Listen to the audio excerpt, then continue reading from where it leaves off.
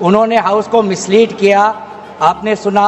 वही संरक्षण। एक बात है गौरव जी, आप हमेशा सदन पर ये कैसे आरोप लगा सकते हैं कि आपने उनको कुछ नहीं कहा? कि जैसे कि माननीय सदस्य कहेंगे कि मैंने मिसलीड किया, तो कौन सा पॉइंट मिसलीड किया वो बता दे, ऐसे आप आरोप ना लगाए। मेरा यही कहना है, आप तर्क बताइए कहाँ मिसलीड हुआ पॉइंट। अध्यक्ष महोदय, जो इन्होंने 2013 यूपीए गवर्नमेंट के संदर्भ में कहा, पूरा का पूरा मिसलीडिंग है, झूठ है, और हम डिमांड करते हैं कि वो ऑथेंटिकेट करें। आदरणीय अध्यक्ष महोदय, पहले तो मैं आपका संरक्षण चाहता हूं। जब आदरणीय मंत्री महोदय बोल रहे थे, आपने विपक्ष से किसी को भी पॉइंट ऑफ ऑर्डर उठाने का अवसर नहीं दिया। मंत्री महोदय बिना किसी पॉइंट ऑफ ऑर्डर के बिना उन्होंने अपनी बात रखी। वही संरक्षण आप मुझे दे, मैं आपसे वही अपेक्षा करता हूं। मंत्री महोदय ने अपनी पूरी बात रखी, आपने उनको कुछ नहीं कहा। उन्होंने राजनीतिक आरोप लगाए, उन्होंने हाउस को मिसलीड किया, आपने सुना।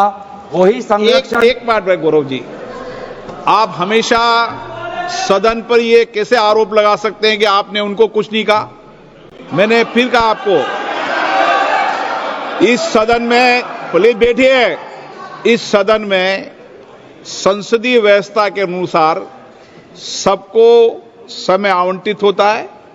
आवंटित दल का माननीय सदस्य अपनी बात रख सकता है। जब मैंने व्यवस्था दे दी कि कोई माननीय सदस्य बोलेगा, उसके बीच में आज शून्यकाल पॉइंट ऑफ ऑर्डर नहीं दिया जाएगा तो नहीं दिया जाएगा। माननीय गौरव को कहिए। अध्यक्ष देखिए, शुरू हो गया सर, आप दे रहे अनुमति, आप अनुमति दे रहे हैं सर। आपने हमें अनुमति दी, आपने अनुमति दी हमें। एक मिनट बैठिए। हमारे सर, इन्होंने हम शांति से सुनेंगे। अरे सुनो ना, ये अपना भाषण देने से पहले इन्होंने मिसलीड किया बोला। आप सब ये कोई तरीका सर। एक मिनट बैठिए। माननीय मंत्री जी, नहीं, एक मिनट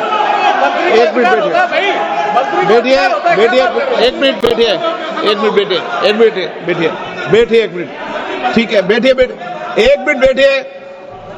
मैंने माननीय मंत्री जी को आपके भाषण के टोकने के लिए अलाउ नहीं किया है। वह आपने तो भाषण शुरू नहीं किया था, नहीं शुरू करने वाले थे। वह दूसरे विषय पर अपनी बात करना चाहते हैं। आपके भाषण को नहीं काट रहे आप, नहीं, आपके भाषण को, वो तो अपनी बात कोई दूसरे विषय पर रखना चाहते हैं। मेरा सर इतना कहना है कि हम लोग शांति से बैठ के सुनेंगे। चर्चा का पूरा टाइम तय हो चुके हैं, हम लोग नोट करेंगे, सबका बात सुनेंगे। मेरा सिर्फ इतना ही अनुरोध है कि जैसे कि माननीय सदस्य कहेंगे कि मैंने मिसलीड किया, तो कौन सा पॉइंट मिसलीड किया वो बता दे, ऐसे आप आरोप ना लगाए। मेरा यही कहना है, आप तर्क बताइए कहाँ मिसलीड हुआ पॉइंट। अध्यक्ष महोदय, जो इन्होंने 2013 यूपीए गवर्नमेंट के संदर्भ में कहा, पूरा का पूरा मिसलीडिंग है, झूठ है, और हम डिमांड करते हैं कि वो ऑथेंटिकेट करें। इसीलिए बार बार इन्होंने आरोप लगाए, बार बार इन्होंने भ्रम फैलाया। आप, इसीलिए हम भी अपनी बात रखेंगे, कृपया आप भी सुनने का धैर्य रखिए। अध्यक्ष महोदय, मेरा भी सौभाग्य है कि पिछले सदन में मैं अयोध्या राम मंदिर पर अपने पार्टी का मैंने अपना व्यू, अपने पक्ष रखा, और आज वक्फ संशोधन 2025 पर अपनी दल का और विपक्ष की तरफ से अपना पक्ष रखा। और अयोध्या राम मंदिर में भी और आज के वक्फ के संशोधन में भी मेरा एक ही मार्गदर्शक है, वो है भारत का संविधान। भारत का संविधान जो कहता है कि हमारा भारत में हर व्यक्ति को सामाजिक, आर्थिक और राजनीतिक न्याय, विचार, अभिव्यक्ति, विश्वास, धर्म और उपासना की स्वतंत्रता, और साथ साथ में यह कहता है कि व्यक्ति की गरिमा और राष्ट्र की अखंडता सुनिश्चित करने वाली बंधुता। ये बिल आज इस संविधान के इस जो मूल जो ढांचा है उस पर आक्रमण है, और इनकी जो पूरा जो भाषण था वो हमारे संविधान के इस मौलिक अधिकार पर, हमारे संघीय ढांचे पर एक आक्रमण था। आज इस सरकार का इस बिल के द्वारा 4 इनके मूल उद्देश्य। पहला मूल उद्देश्य है कि संविधान को कमजोर करना, टू डाइल्यूट द कॉन्स्टिट्यूशन। इनका दूसरा उद्देश्य है भ्रम फैलाना, to defame the minority communities of India. इनका तीसरा उद्देश्य है to divide the Indian society. हमेशा एक हमारे बीच में एक लिटिगेशन चलता रहे, मसला और बढ़ता जाए, ये उनका उद्देश्य है। और चौथा इनका उद्देश्य डाइल्यूट, डिफेम, डिवाइड, और चौथा इनका उद्देश्य है to disenfranchise the minority communities. आज माइनॉरिटी कम्युनिटीज के प्रति अपनी संवेदना जता रहे हैं। सर, कुछ हफ्ते पहले देश में विभिन्न जगहों में लोगों ने ईद की शुभकामनाएं एक दूसरे को दी, और क्या आपको पता है कहां इनकी डबल इंजन की सरकार ने लोगों को रास्ते पे ईद का नमाज भी पढ़ने नहीं दिया। और ये बात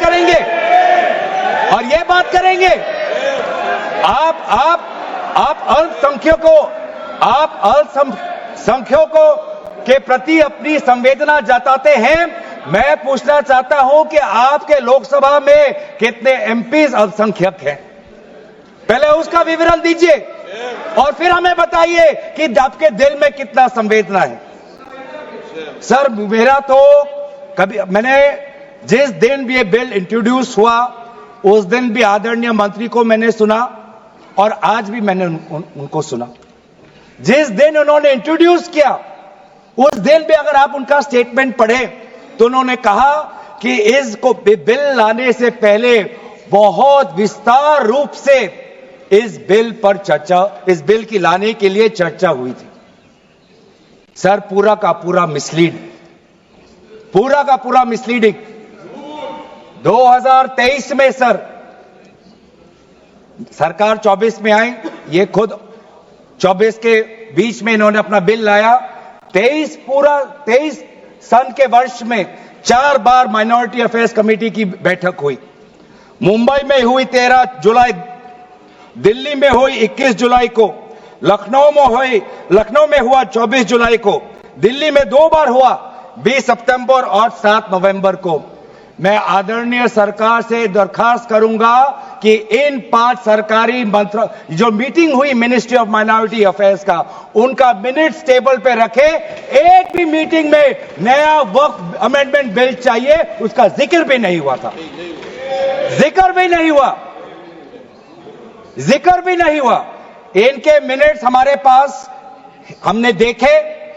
जितने भी बार ministry of minority affairs meeting हुई, सब में वामसी पोर्टल को लेकर और विचार विमर्श हुआ था, लेकिन एक भी मीटिंग के माइन्यूट्स में एक भी स्टेटमेंट नहीं है कि हमें एक नया वक्फ अमेंडमेंट बिल चाहिए।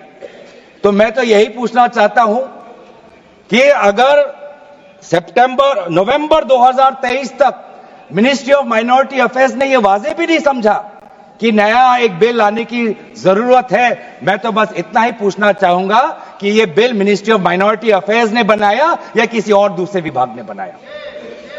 कहां से आया यह बिल? कहां से आया? सर, ये बात करते हैं कि ये संविधान के पक्ष में है। किस प्रकार से ये संविधान के विरोध में है, सर, मैं बताना चाहूंगा।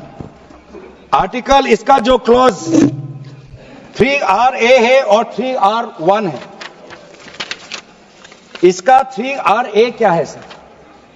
3RA ये कहता है एनी पर्सन शोइंग और demonstrating that he is practising Islam. देखिए सर, आज देश में अल्पसंख्यकों की ऐसी दशा हो गई कि आज सरकार को अपना धर्म का सर्टिफिकेट देना पड़ेगा। कितनी दुख की बात है कि भारत, क्या बात कर रहे हो, हिंदू थोड़ी है। भारत एक सनातन धर्म का एक देश, 7000 पुराना, उससे भी पुराना ये देश, जिसमें हर धर्म और हर संस्कृति, हर परंपरा को हम सम्मान करते हैं। आज सरकार को ये हमें सर्टिफिकेट देना पड़ेगा कि हम किस धर्म को हम विश्वास रखते हैं। क्या ये दूसरे धर्मों से इस प्रकार का सर्टिफिकेट मांगेंगे कि आपका 5 साल हुआ या नहीं हुआ? ये सिर्फ इसी बिल में क्यों? ये संविधान के विरोध में नहीं है? ये आर्टिकल 26 के विरोध में नहीं है? सरकार क्यों धर्म के इस मामले में दखलंदाजी कर रही है कि आप इस धर्म का आप विश्वास करते हो कि नहीं हो, उसका पहले मुझे सर्टिफिकेट दो? ये किस प्रकार का न्याय बना रहे हैं? ये किस प्रकार का कानून हम बना रहे हैं? 3R1 क्या कहता है सर? इनका 3R1 जो आज इन्होंने हटा ही दिया है,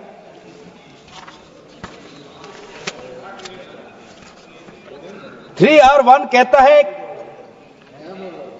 a waqf by user, but such waqf shall not cease to be a waqf by reason only of the user having ceased, irrespective of the period of such session. ये इसके हटाने की क्या जरूरत थी सर? ये हमारा बार बार विभिन्न जजमेंट के द्वारा ये पूरा वक्फ बाय यूजर और इसके बारे में विभिन्न जजमेंट आए सर। दिस एक जजमेंट पढ़ना चाहूंगा। M. Siddiq, Ram Janmabhoomi, Muslim law does not require an express declaration of a waqf in every case.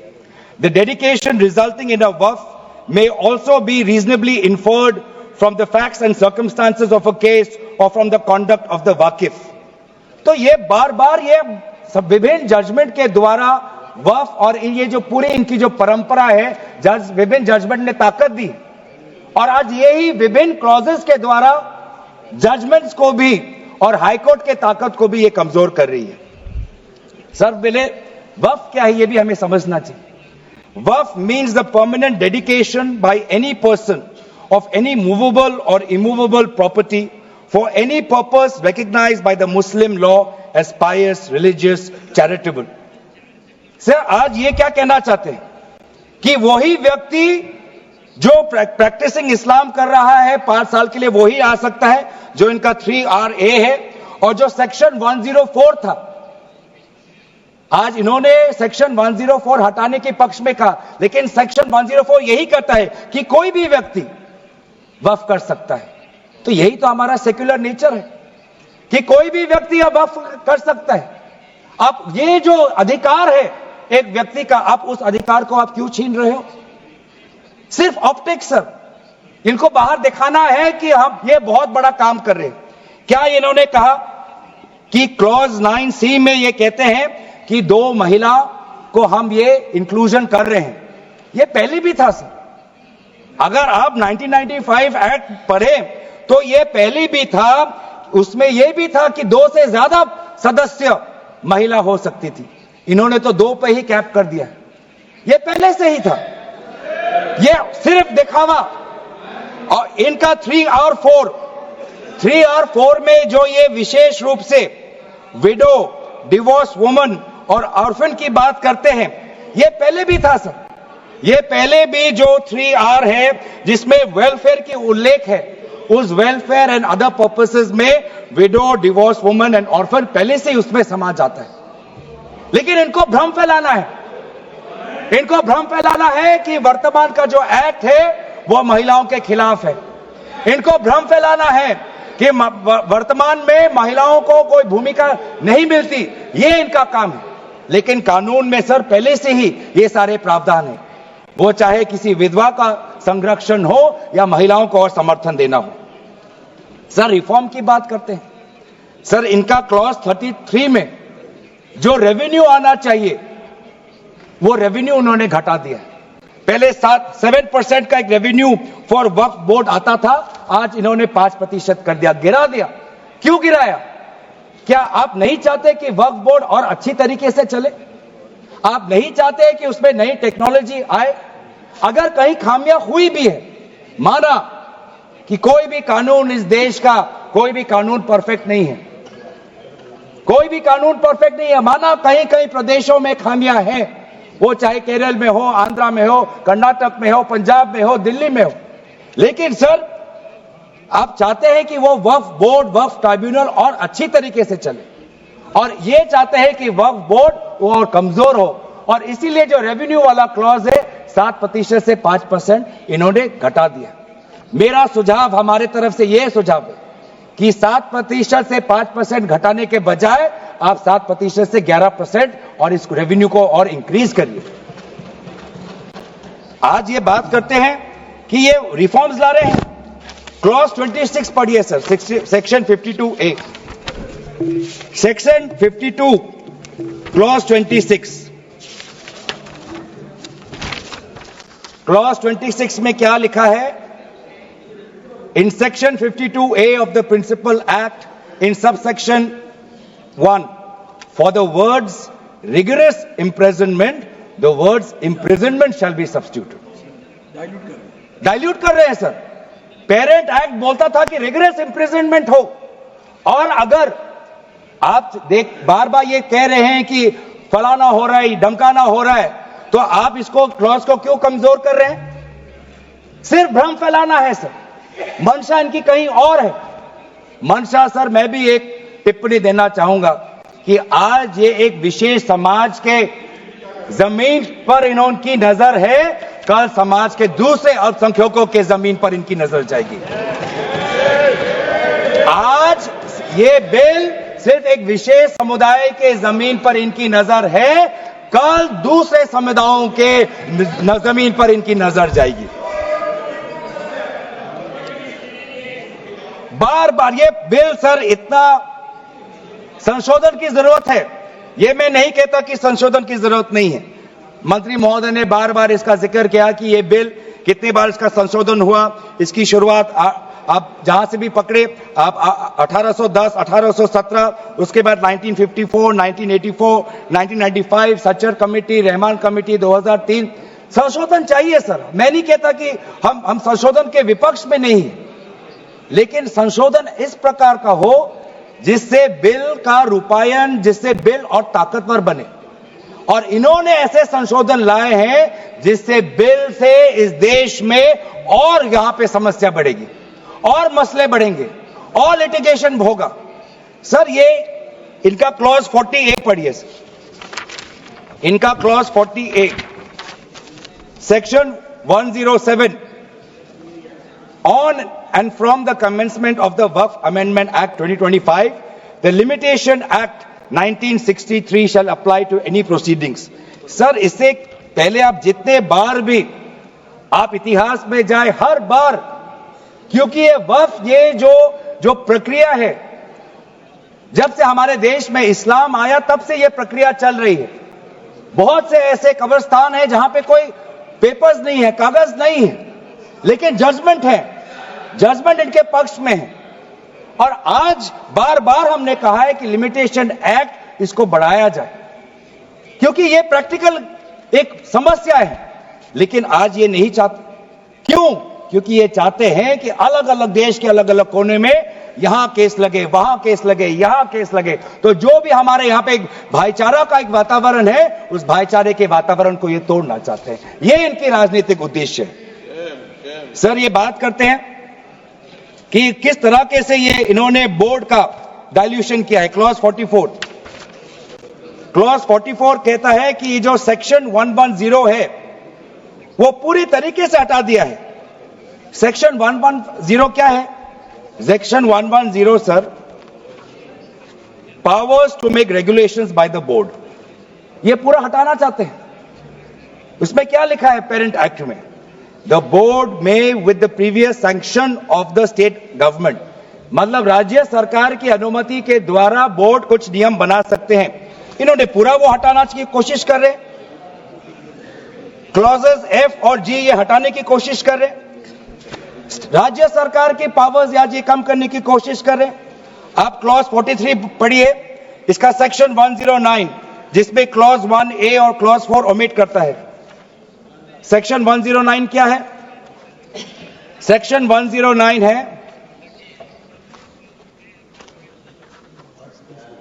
power to make rules, the power of the state government to make rules. इसमें भी आप ये कटौती लाने की कोशिश कर रहे हैं. क्लॉज 1A क्या कहता है? Other particulars which the report of the survey commissioner may contain under clause F. इसमें स्टेट गवर्नमेंट सर्वे कमिश्नर के पक्ष में कुछ नियम बना सकता है, वो पावर आप हटा रहे हैं. Clause 4, the manner of election of members of the board by means of a single vote, आप ये हटा रहे हैं. इलेक्शन की प्रक्रिया आप हटाना चाहते हैं और आप रिफॉर्म की बात करते हैं. सर आप ये देखिए 83(9), आज बार बार ये एक भ्रम फैलाया जा रहा है कि हाईकोर्ट का कोई भूमिका नहीं है. एक भ्रम फैलाया जा रहा है कि जो वक्फ का जो ये एक ट्राइब्यूनल का जो ऑर्डर आता है वही है, उसके बाद हाईकोर्ट पावरलेस है. ऐसी बात नहीं है. आप पेरेंट एक्ट पढ़िए. आप पेरेंट एक्ट में अगर सेक्शन 83 पढ़ेंगे, पेरेंट एक्ट में सेक्शन 83(9), उसके बाद क्या लिखा गया है? provided that a high court may on its own motion or on the application of the board or any person aggrieved call for and examine the records relating to any dispute and may confirm or reverse the decision. ये power high court में parent act में है ही 2013 के संशोधन के बाद. तो क्यों बार बार आप ऐसा एक भ्रम फैला रहे हैं कि हाईकोर्ट का कोई रोल नहीं है? अगर कहीं अन्याय हुआ है, अगर कहीं अन्याय हुआ है, चाहे दक्षिण में हो, उत्तर में हो, उत्तर पूर्वांचल में हो, पश्चिम में हो, तो सेंट्रल गवर्नमेंट के पास वो पावर्स हैं. सेंट्रल गवर्नमेंट के पास under section 97 of the parent act आपके पास पावर है कि कहीं अगर नाइंसाफी हो तो वो आपके पास सेक्शन 97 के द्वारा आप स्टेट बोर्ड को आप डायरेक्शन दे सकते हो. मैं पढ़ूं 97.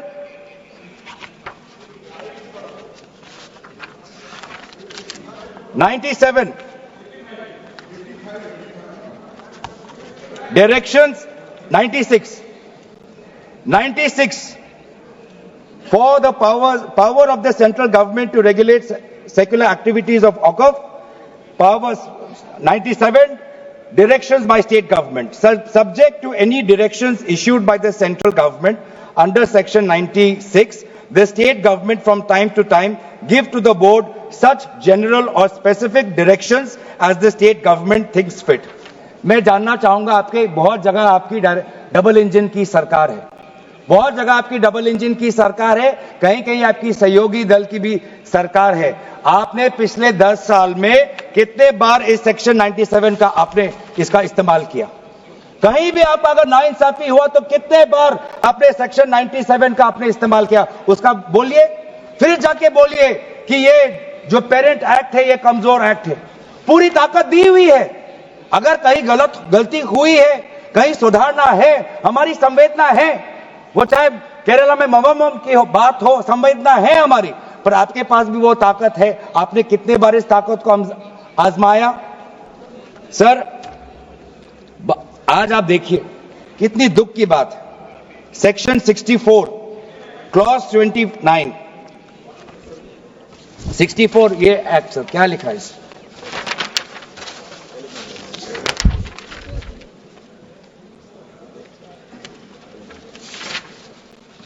इसमें क्या लिखा है? न्यू एक्ट में section clause number 29L, clause number 29L में लिखा है कि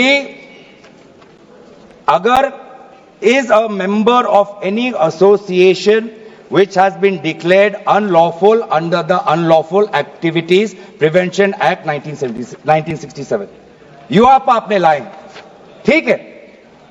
आप कहीं रिग्रेस प्रेजेंटमेंट को उसको सिंप्लीफाई करके प्रेजेंटमेंट लाना चाहते हैं और कहीं आप यूआपा का संशोधन लाना चाहते हैं. आपका हक है. आप बस हमें इतना बताएं कि और कौन से स्टेट बोर्ड या और कौन से धार्मिक बोर्ड में आपने ये यूआपा का प्रोविजन आप लाने वाले हैं, या सिर्फ ये इसी बिल में है, या सिर्फ इसी बिल में है, या दूसरे में भी जो चैरिटेबल एक्ट्स हैं विभिन्न धर्मों के, विभिन्न स्टेट्स के, क्या उसमें भी यूआपा एक्ट आएगा या सिर्फ इसमें? क्या संदेश देना चाहते हैं? किस कौम को आप भ्रमित करना चाहते हैं? बार बार उस कौम को जिसने भारत की स्वतंत्रता की लड़ाई लड़ी है, उस कौम को जिसने 1857 में उन्होंने मंगल पांडे के साथ उन्होंने अपनी शहादत दी, आप उस कौम पर आप दाग लगाना चाहते हैं, जिसमें लगभग 2 लाख उलेमा शहीद हुए, आप उस कौम पर दाग लगाना चाहते हैं, जिन्होंने भारत छोड़ो आंदोलन में हमारा साथ दिया, आप उस कौम पर आप दाग लगाना चाहते हैं, जिन्होंने 6 अप्रैल 1930 में दांडी मार्च का सपोर्ट किया, आप उस कौम पर आप दाग लगाना चाहते हैं, जिन्होंने 1926 में ब्रिटिश के डिवाइड एंड रूल को खंडन किया, आप उस कौम पर आप दाग लगाना चाहते हैं, जिन्होंने मौलाना हुसैन अहमद मदानी ने 1924 में कंप्लीट इंडिपेंडेंस की मांग की।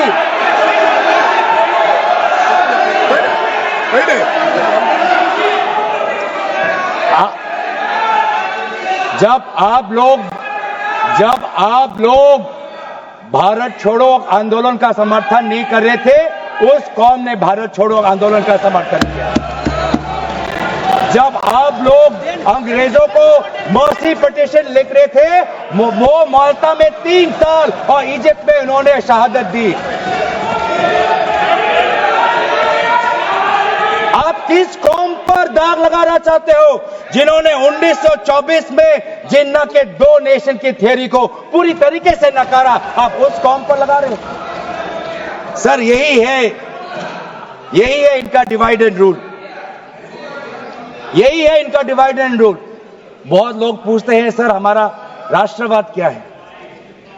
सर हमारा राष्ट्रवाद, nationalism for us is being United in our shared love for our Bharat Mata and the mutual respect for her culture, language, dress, food and religion. It is the love for our national flag, the Tiringa, जिसकी सम्मान आपने नहीं की थी. It is the sacrifice of the Indian freedom movement, जिसमें आपने भाग नहीं लिया. It is our thirst for knowledge, to seek excellence with limited resources, to be creative, to have the courage, to acknowledge the injustice of the past and have the wisdom to build new bridges. ये है हमारा राष्ट्रवाद और ये राष्ट्रवाद आज हमारे संविधान में उल्लेखित है. तो सर बार बार ये सरकार कहती है ये माइनॉरिटीज के पक्ष में है, लेकिन जब अमेरिका से माइनॉरिटी कमीशन का रिपोर्ट आता है कि माइनॉरिटीज के साथ नाइंसाफी होती है तो इनको दुख होता है. जब यूएस का रिलीजियस कमीशन का रिपोर्ट आता है तब इनको दुख होता है. सर बार बार ये जो ऑप्टिक्स की बात कर रहे हैं, ये क्लॉज 42 सेक्शन 108A इन्होंने डिलीट कर दिया है. ये कहते हैं कि कैसे ओवरराइडिंग प्रिंसिपल कैसे आ सकता है. मंत्री महोदय को ओवरराइडिंग प्रिंसिपल से आपत्ति है. पहले सबके लिए सेक्शन 108 क्या है सर पढ़ लेते हैं. आपके लिए भी है, हम तो जेपीसी में थे.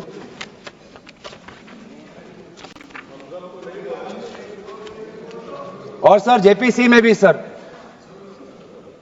दुख की बात करनी पड़ेगी सर कि जेपीसी में ये कहते हैं कि सबका इन्होंने राय सुना, लेकिन आपको भी पता है विपक्ष के द्वारा एक भी संशोधन को इन्होंने स्वीकार नहीं किया. ये किस प्रकार का, हमने भी बहुत से जेपीसी देखे हैं सर, ऐसा जेपीसी नहीं देखा जहां पर क्लॉज बाय क्लॉज डिस्कशन भी नहीं हुआ सर. पूरी तरीके से वोटिंग हो गई. एक मिनट माननीय सदस्य